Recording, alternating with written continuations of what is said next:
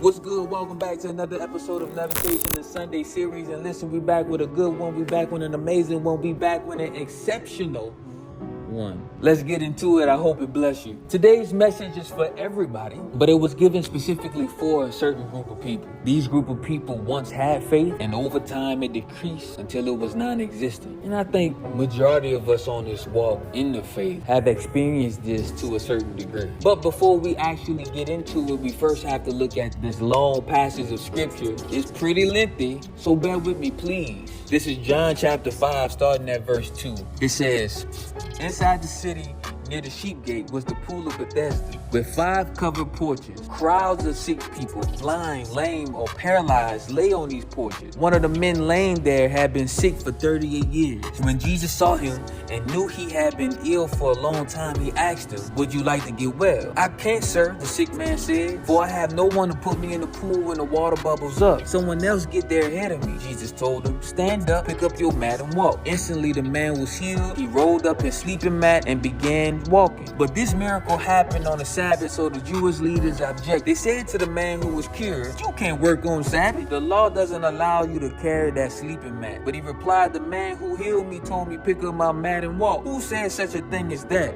They demanded. The man didn't know, for Jesus had disappeared into the crowd. But afterwards, Jesus found him in the temple and told him, 'Now you are well, so stop sinning, or something even worse may happen to you.' Then the man went and told the Jewish leaders that it was Jesus who had healed him. All right, we gotta break this all the way down. First, there was a pool, and the people believed that this pool had powers. That when the pool starts to bubble up, the first person in the pool will be healed. It was a superstition. It was something that wasn't real, but it gained a lot of popularity. So people started to have faith in. This passage of scripture highlights a man who had faith in this pool and been paralyzed in this place for 38 years. You can imagine when he first got there, he was enthusiastic. He was excited. He didn't plan to stay there for 38 years. But over time, he stopped trying, eventually giving up on the idea that healing could even take place. And this is how some of us are. We live in a society, especially now, where our faith is placed in all kinds of things. We have faith in superstitions. We have faith in New Age religion and culture. We have faith in manifestation. We have faith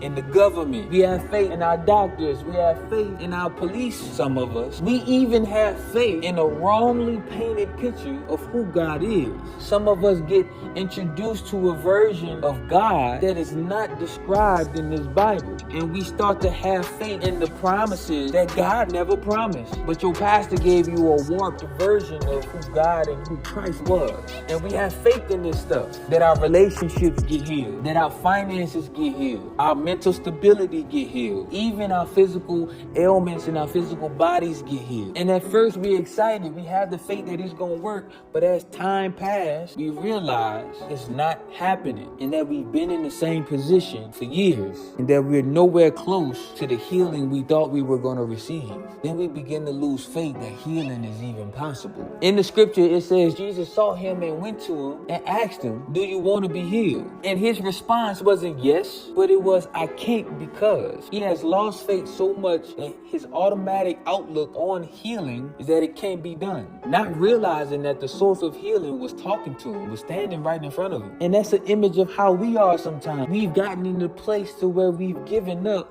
that we can't even recognize the opportunity to receive what we've been trying to obtain all this time. All because our faith was in the wrong place. But look what Jesus do. He don't even acknowledge his excuse or his reasoning. He tells them, "Stand up, pick up your mat and walk." And the scripture says he was instantly healed. Now notice it don't say Jesus held out his hand to help him up. I mean, come on, the dude been paralyzed for 38 years. You could at least help him with his mat or something. But all he did was speak the words. The man had to believe those words and make the attempt to get up. Can you imagine after 38 years being stuck and believing a stranger's word? A lot of us probably wouldn't have even continued to pay Jesus any attention. Knowing some of us, we would have rolled our eyes. We would have started beatboxing Jesus. Just giving Yeshua all kinds of sass. But this man has been stuck in this position for 38 years, and he chooses to believe the stranger's word, and he makes the attempt. He gets up. That's a blessing. Why? Because some of us have been stuck in the cycles of depression, been stuck in the cycle of poverty, been stuck in the cycle of loneliness. We've been stuck in the cycle of toxic relationships. We've been stuck in doubt. We've been stuck in insecurity. We've been stuck, and Yeshua is telling us that even though we've been stuck for so long, we can get up. We don't have to stay in the same place anymore. We can pick up our mat and walk. But look at what the scripture says. It says when he did this, the religious people got mad at the man because the healing took place on the Sabbath. But that tell you how gangster Yeshua was. He could have complied to the religious folks and healed the man on the next day, but he specifically chose that day to heal the man. He knew they were going to be upset with him, and he knew that the man was going to have to answer for it. So not only did the man have to use faith and get up out of a stuck place, he had to use faith and get up in face of opposition. Sometimes our healing is in the midst of opposition.